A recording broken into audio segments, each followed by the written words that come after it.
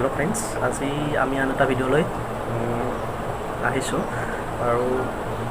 মই আজি এই ভিডিঅ'টোৰ জৰিয়তে এটা বিশেষ বিষয়ৰ ওপৰত আলোচনা কৰিবলৈ ওলাইছোঁ আৰু সেই বিষয়টো হৈছে আমাৰ যি অনাগত দিনত পুলিচৰ যি এক্সাম আহি আছে এ বি ইউ বি আৰু এছ আইৰ কাৰণে সেই এক্সামবিলাকৰ চিলেবাছ সম্পৰ্কে এটা আলোচনা হ'ব ইয়াত কেনেকুৱা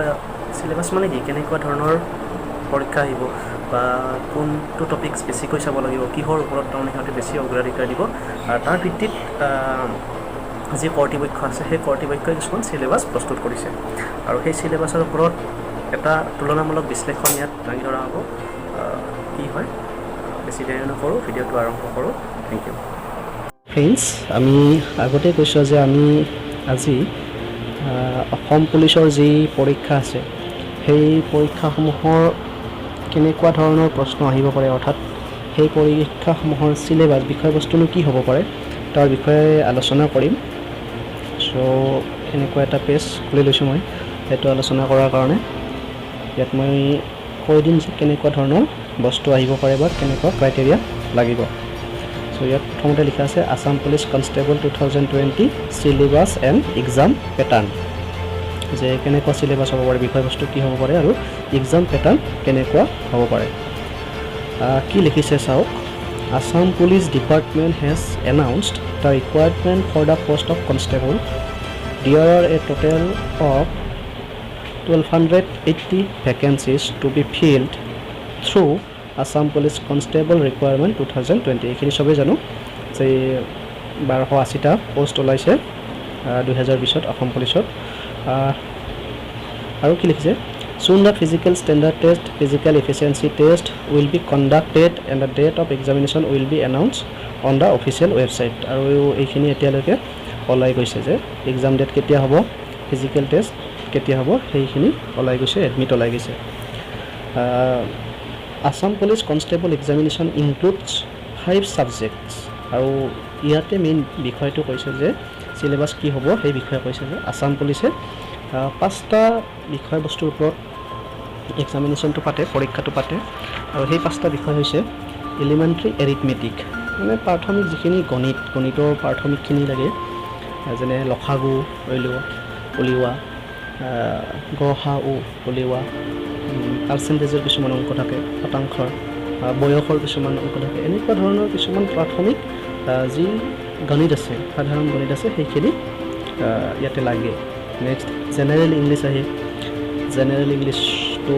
সকলো এক্সামতে প্ৰায় অহা দেখা যায় জেনেৰেল ইংলিছটো most important part of all this exam তাৰ নেক্সট লজিকেল ৰিজনিং বা মেণ্টেল এবিলিটি লজিকেল ৰিজনিং বা মেণ্টেল এবিলিটি কি হয়